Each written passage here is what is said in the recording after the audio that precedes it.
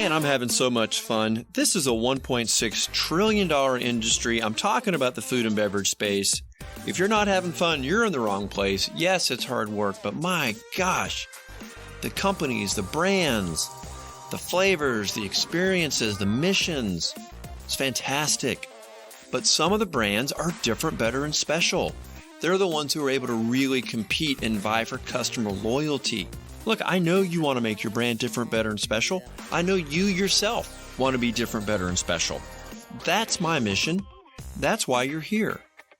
Join me on this journey as I interview CEOs and founders from all the different companies within the food and beverage industry so we can discover what they're doing, so we can take that information back, digest it, and become better ourselves, and to help our companies take on different strategies, pick the right technology, pick the right partners, and of course, you got to have great tasting food. You got to have great tasting beverages.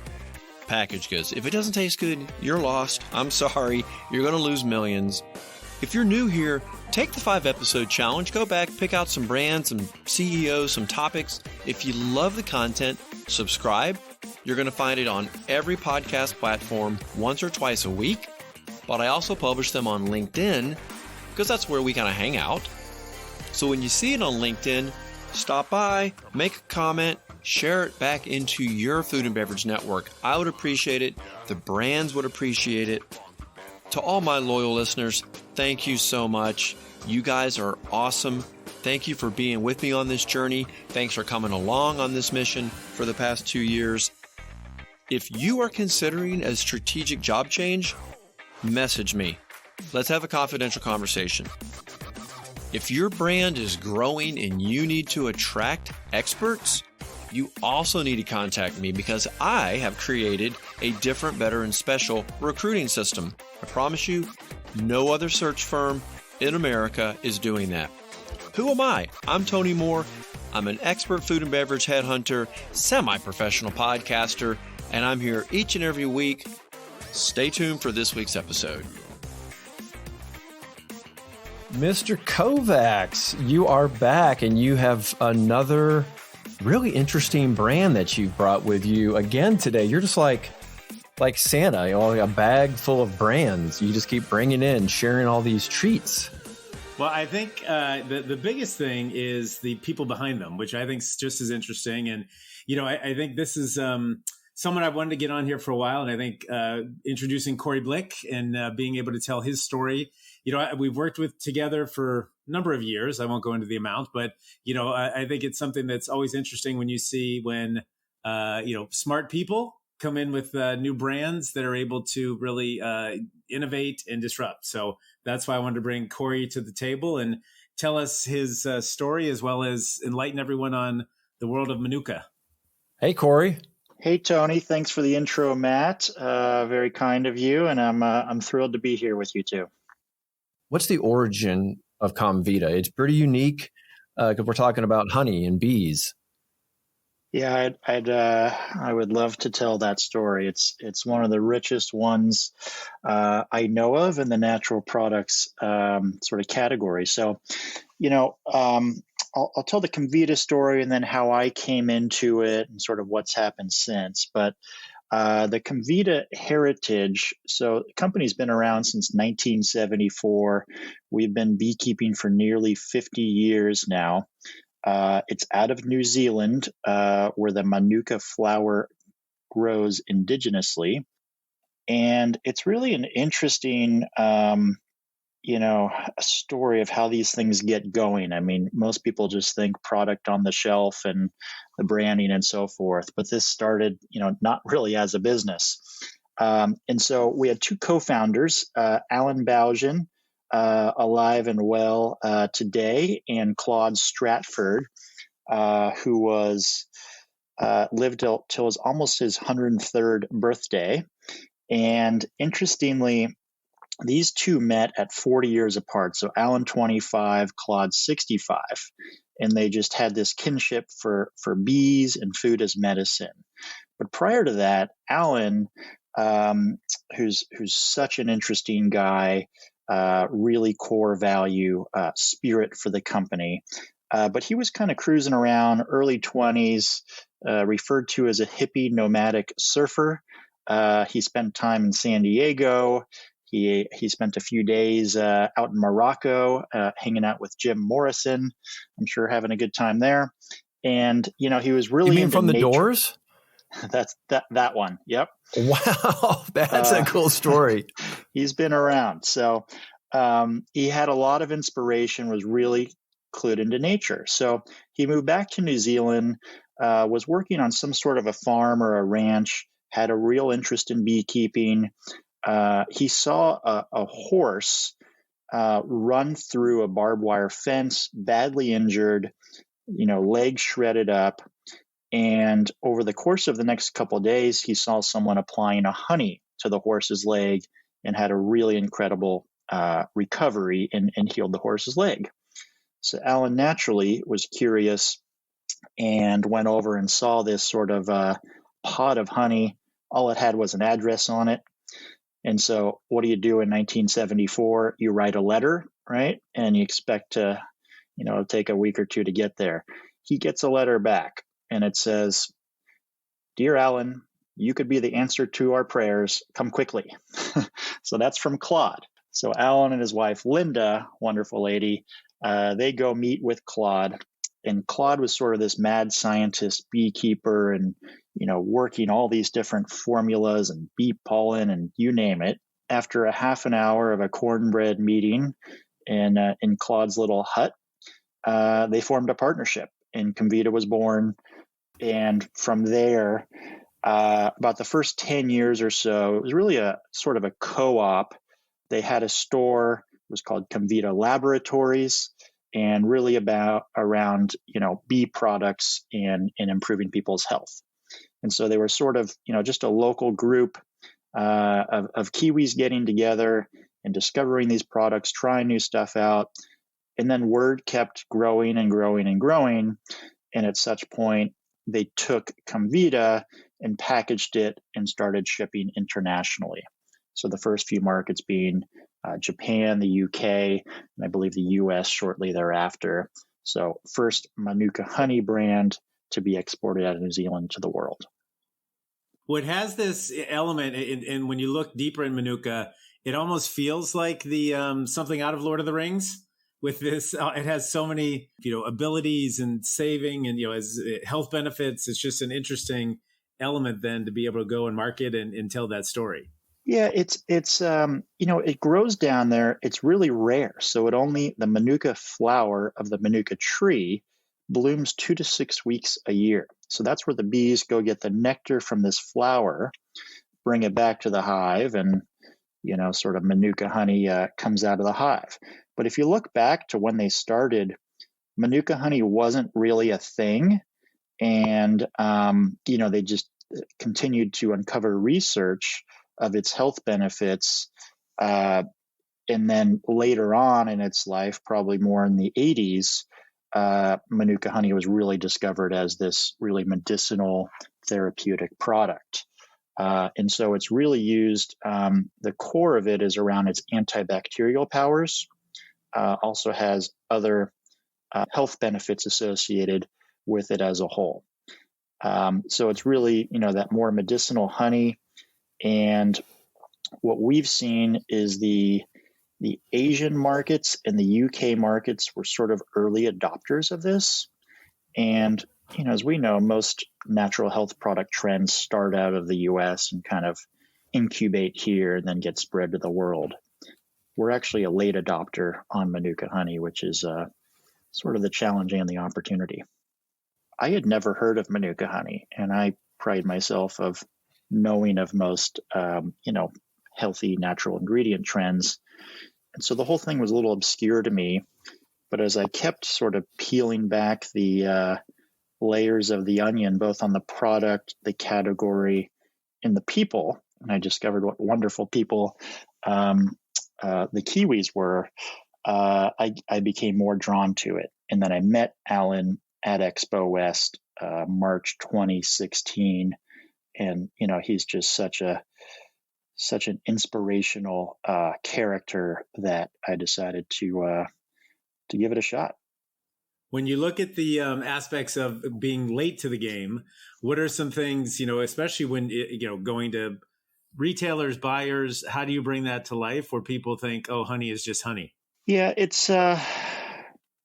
say it's somewhat of a challenge. People view honey as being health beneficial.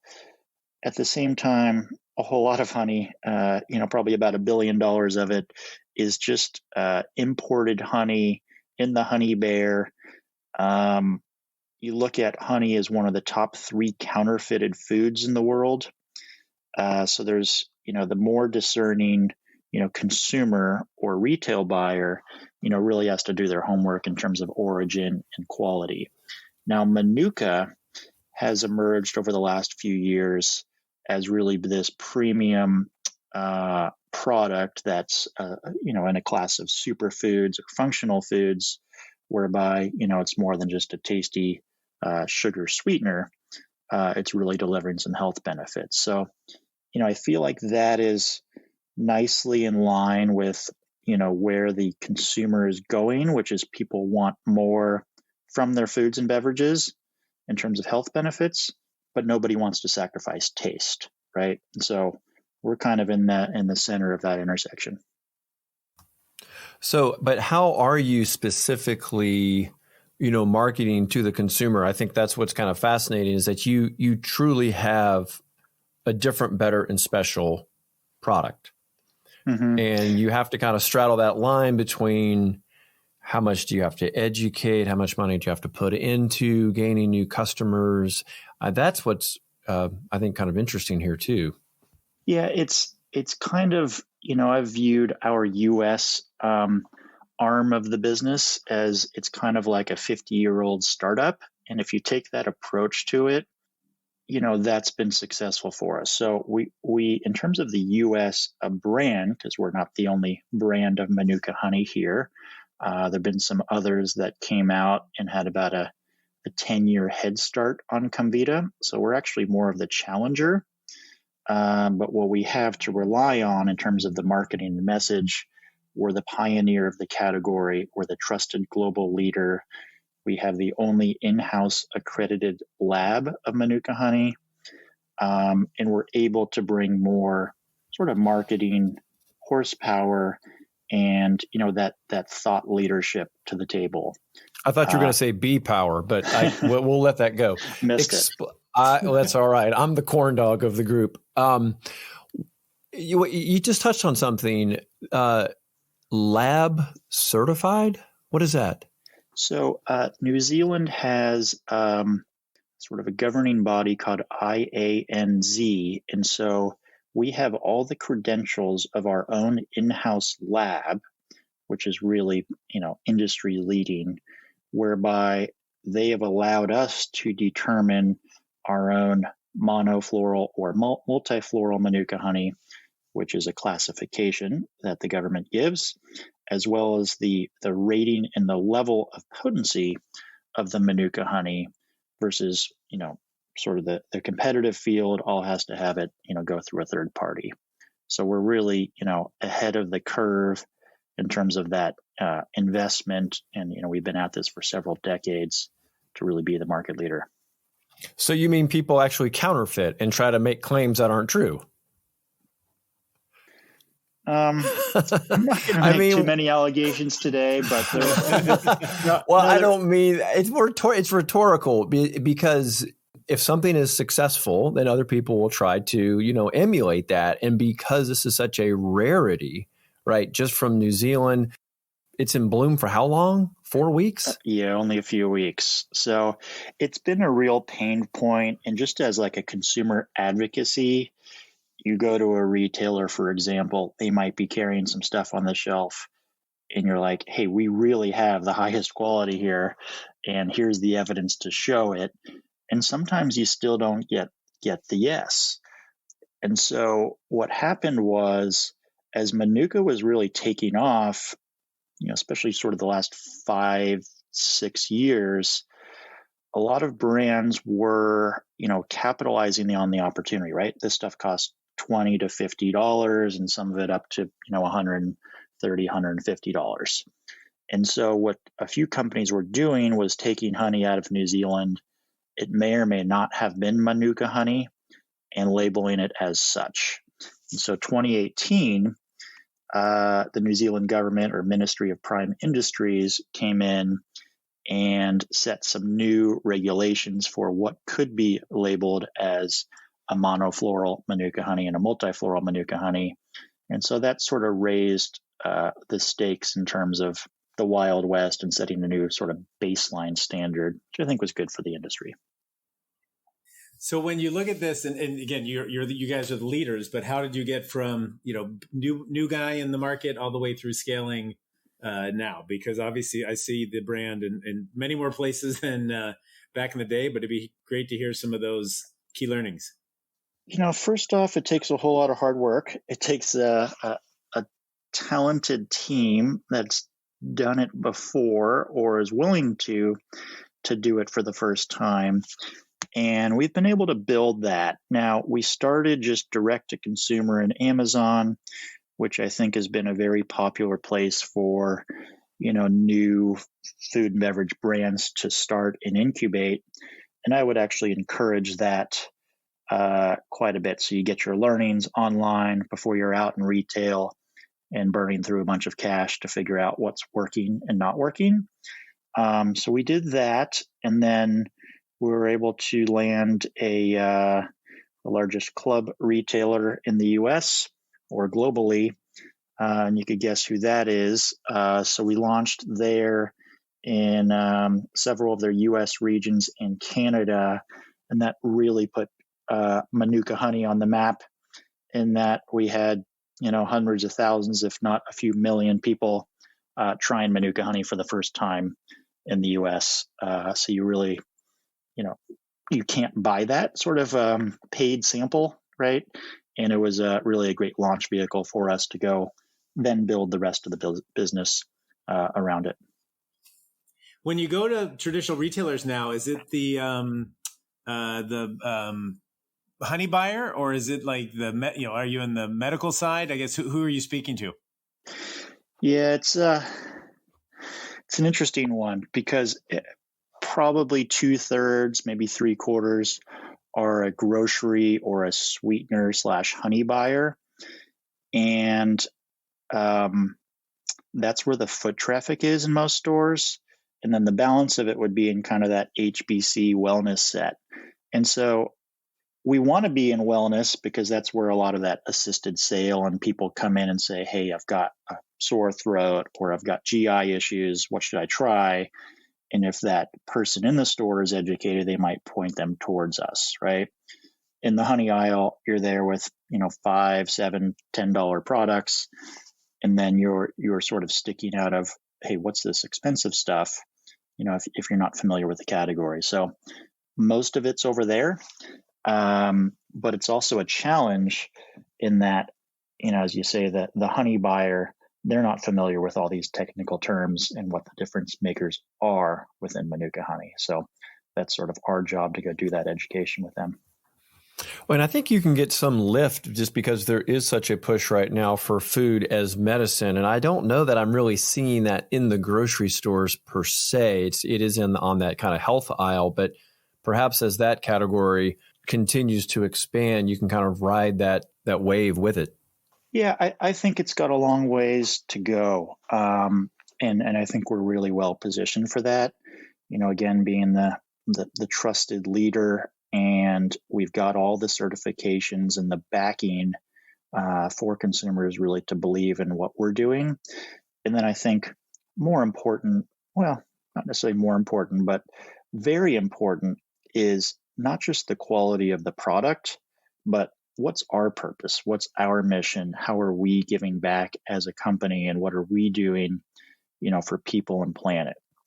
And, taking this to the next, kind of topic in my mind of where we also think Comvita is really, breaking new ground and leading, not just in Manuka honey, but we want to think, for not just natural products as well.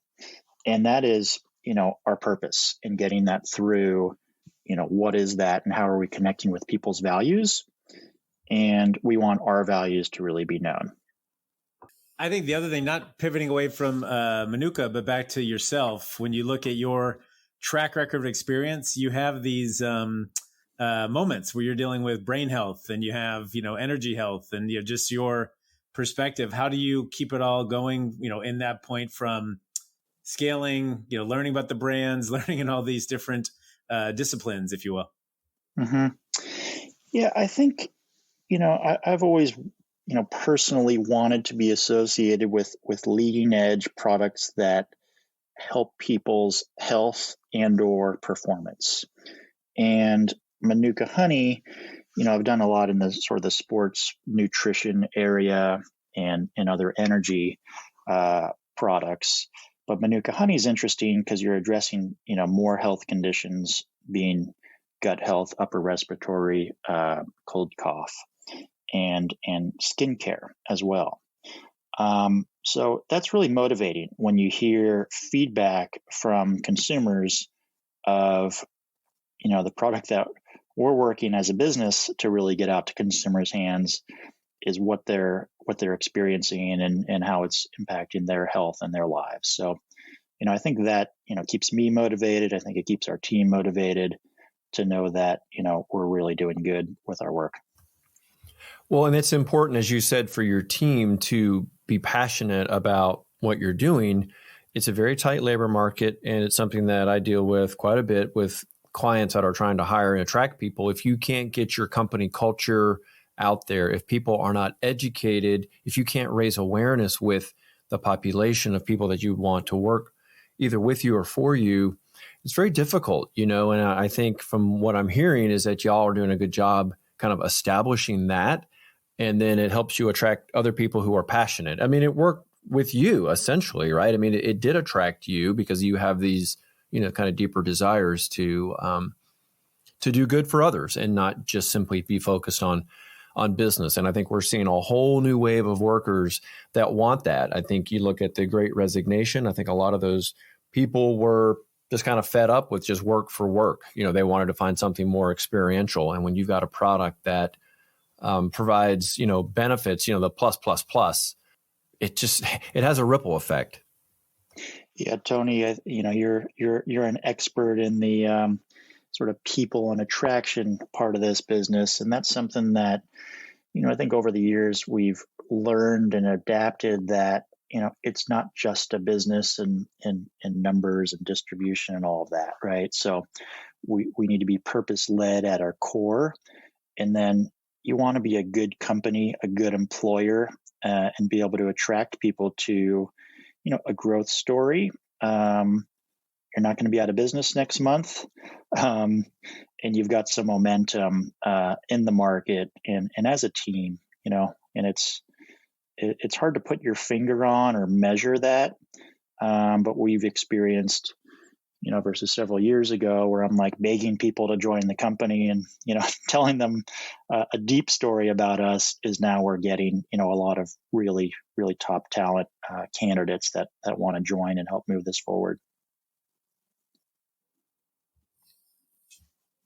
Well, what haven't we touched on with your illustrious career? I mean, we could talk about basketball for a little bit too. Do you want to just talk about your average every year? Well, wait, you got a basketball background? College basketball, but that was a good run there at Westmont College, a little NAI school. We had some great teams, and my coaches were outstanding, still friends, and really a close knit of hardworking guys. So hopefully that did something to prepare me for business. Some of those disciplines I learned there, and as someone at this age, all you can do is hope to get out and play pickleball a couple times a week. So, oh, geez, another pickleballer. That's right. Hey, I was in early. Dink donk, dink donk, dink donk. I'm like, okay, you can hear pickleball echoing everywhere. It is totally taken off. I don't know how to segue from pickleball and basketball to innovation, R&D, new products, brand extensions. I just see this honey as like a base, that so many things can be done with. So how do you guys balance, people like me that come with all the ideas to filter out these are viable, good innovation pipelines for that marketplace going forward? Yeah, we're right in the crux of that. And, Manuka honey in a jar, you can go, find a couple dozen different brands that do this.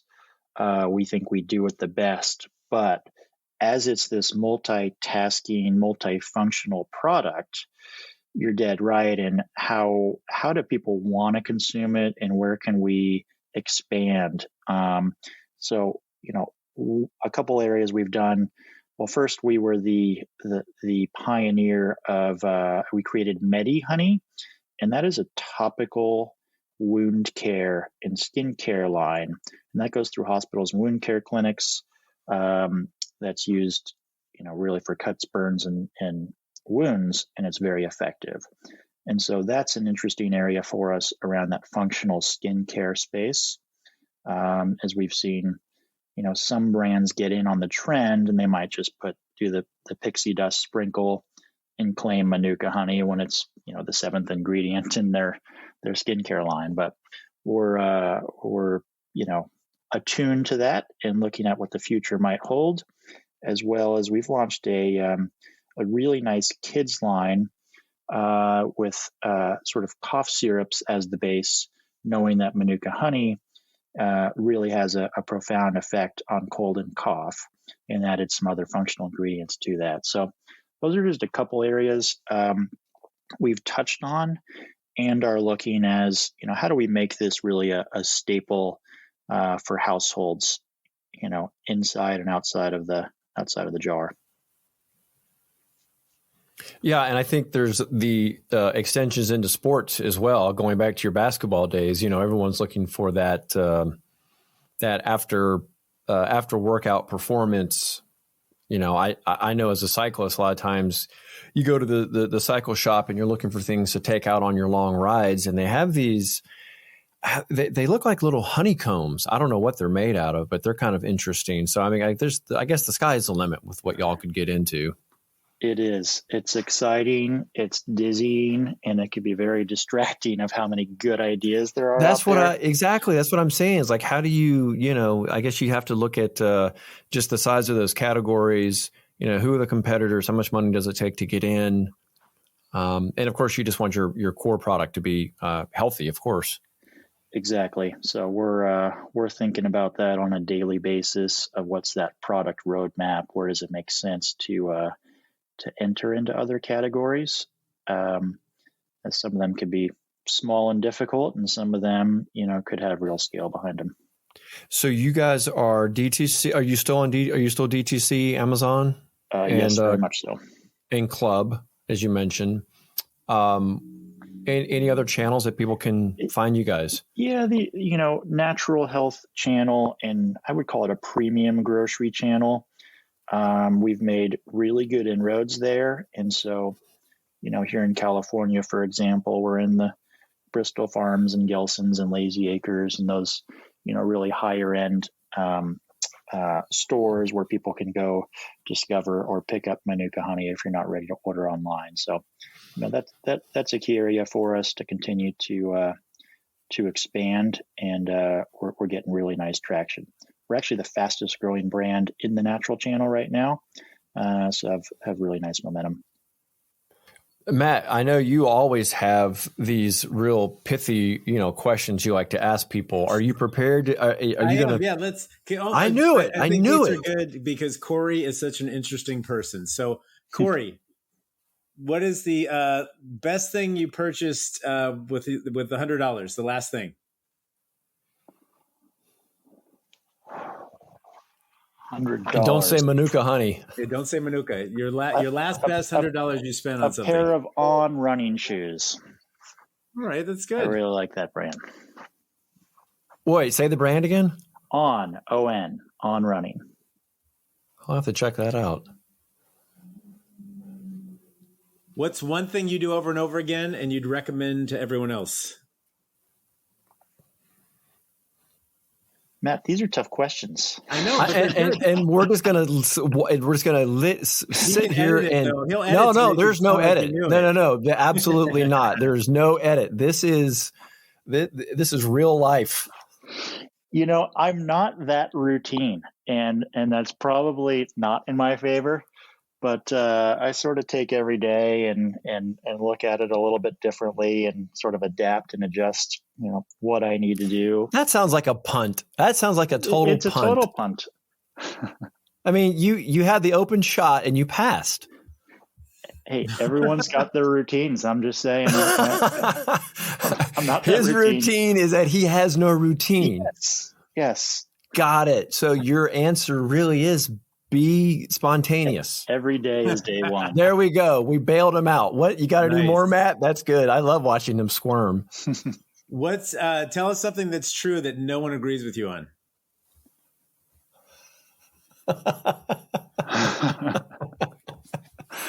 Pass. Oh man, that's a good one. Holy smokes. That could be a bombshell. I know. I was ready for something. It could have been about. What about you, Matt? What do you believe? What do you? Well, how about you? What do you think? I'm not in the mindset to answer questions. Come on. I'm on the asking side. That's it. Oh gosh, I'm in Georgia. I could tell you so many things. There is so much going on in Georgia right now on both sides of the aisle with election integrity. I could just say that. That'll blow up. That just blows people up. All right, Matt. So far, you've got your one. We're batting a third here. You'd be in the Hall of Fame. Should we quit there?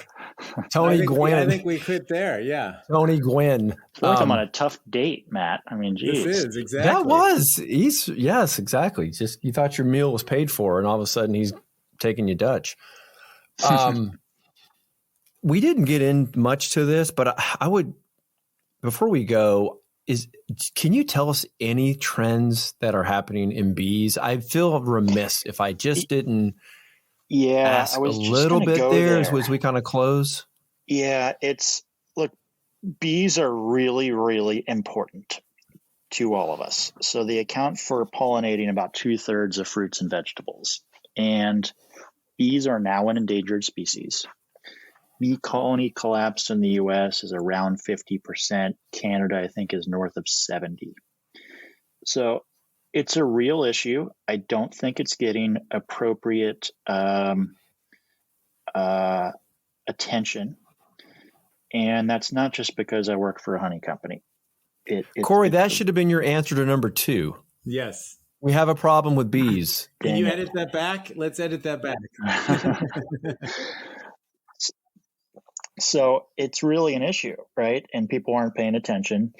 And so what do we do as a company? Because New Zealand, the colony collapse is minimal, sort of single digits. But if we're not careful and you overwork these bees, we're going to have some real problems for the future. And so they're really an intelligent species. And what we've done, and I was like really front and center on this so March 2020, COVID was just sort of rolling out. We're all trying to figure out what was going on. So Alan was up here for Expo West. We had some media things pending, and he wanted to come anyways. And Expo West got called off, as you know. And we were talking with a beekeeper, Hillary, who's written books, Queen Spotting, and she had kind of big following on her social, and called up and said, "Hey, we're doing a bee rescue on Saturday. If you guys want to come down and help." And so we brought a film crew. Alan was there. I was there in my beekeeper suit, very, very scared. And Alan at late 60s and Hillary at 30 kind of felt like the Alan Claude generational gap, but they're so connected by bees and they totally get it, speak the same language. So we spent all day rescuing a beehive from someone's backyard, and it was the coolest experience. And we created a video called Hive Mindfully out of it, which is on YouTube.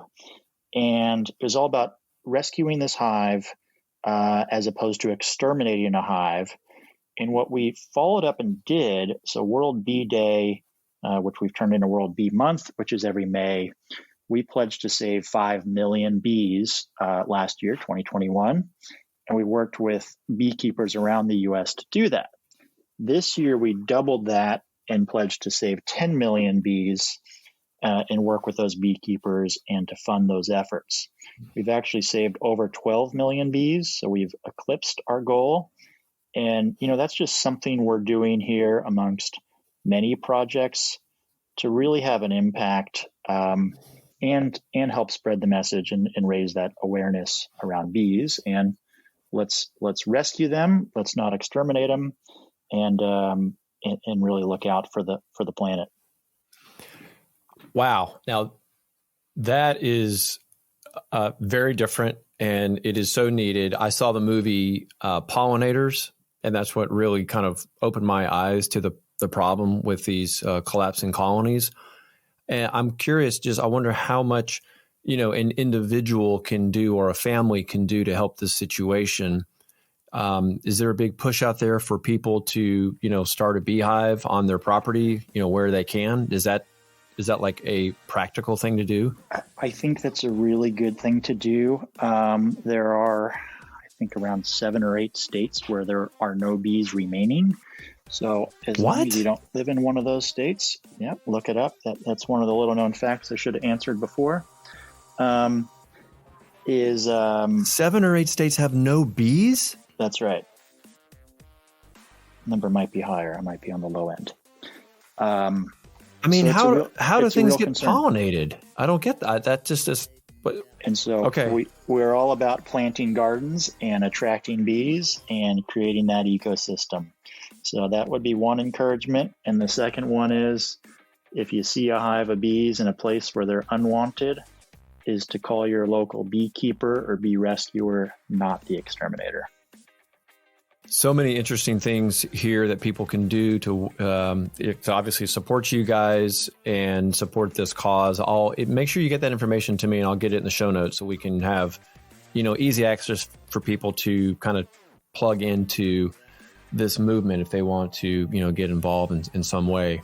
Corey, thank you so much for being here and sharing the Comvita story and really pulling the curtains back a little bit on this Manuka honey. It is, it's a premium product. It's very unique, and people can go to, Amazon or look in their, favorite club chain, and they can find it there or one of your high-end natural stores. That's right. Comvita.com and Amazon.com/Comvita. You'll see our full offering there. And, I just want to, finish with what our purpose is, which is working in harmony with bees and nature to heal and protect the world. And it's a lofty statement, but everything we could do to, advance that is something that we at Comvita feel really good about. Well, you should, and that's a good cause to attract people in. So, best of luck to you guys. Thanks so much, Tony and Matt. This is a fun hour, and look forward to chatting again soon. You bet. Hey, thank you, Corey. It was great to have you on and learn more about Manuka honey and also the plight of the bees. Have a good one.